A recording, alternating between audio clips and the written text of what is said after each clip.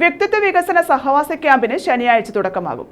Kayamkulam government UP സ്കൂളിലാണ് camp സംഘടിപ്പിക്കുന്നത്. തണൽ എന്ന പേരിലാണ് ക്യാമ്പ് നടത്തുന്നതെന്ന് ബന്ധപ്പെട്ടവർ അറിയിച്ചു. വ്യക്തിത്വ വികസന സഹവാസ ക്യാമ്പിന് ശനിയാഴ്ച തുടക്കമാവും. കായംകുളം ഗവൺമെന്റ് UP സ്കൂളിലാണ് ക്യാമ്പ് സംഘടിപ്പിക്കുന്നത്. 5, 6, 7 ക്ലാസുകളിലെ കുട്ടികൾക്കായാണ് ക്യാമ്പ് നടത്തുന്നതെന്ന് ബന്ധപ്പെട്ടവർ പറഞ്ഞു. UP സ്കൂളിൽ വെച്ച് തണൽ സഹവാസ ക്യാമ്പ് എന്ന പേരിൽ കുട്ടികൾക്കായിട്ട് ഒരു ക്യാമ്പ് സംഘടിപ്പിക്കുകയാണ്. ഒരു വ്യക്തിയുടെ വികാസം ഏറ്റവും കൂടുതൽ രൂപീകരിക്കപ്പെടുന്നത് കുട്ടിക്കാലത്താണ്. അത് ഏറ്റവും നല്ല മാർഗം തിയേറ്ററാണ്.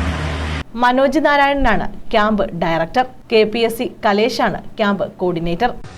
ആവശ്യമെന്തെന്നറിഞ്ഞത് കാർക്കശ്യമെന്നെ കരം നീട്ടി നൽകുവാൻ പുരുഷോത്തമൻ പരനവനല്ലോ ഗുരുശ്രേഷ്ഠനും പിന്നെ മനുശ്രേഷ്ഠനും.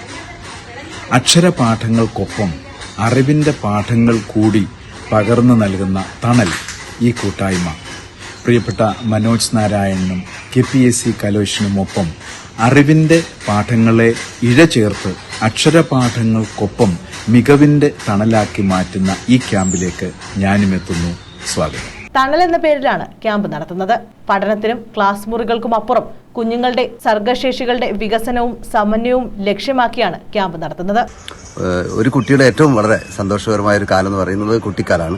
ആ കുട്ടിക്കാലത്ത് അവരുടെ കഴിവുകൾ, അവരുടെ സർഗപരമായ കഴിവുകൾ, അവരെ എല്ലാ രീതിയിലും മുന്നോട്ട് കൊണ്ടുവരിക എന്നുള്ളതാണ് ഇത്തരം ക്യാമ്പുകളുടെ ഒരു മുഖ്യ ലക്ഷ്യസങ്കല്പം എന്നൊക്കെ പറയാം. News bureau, Kayamkulam.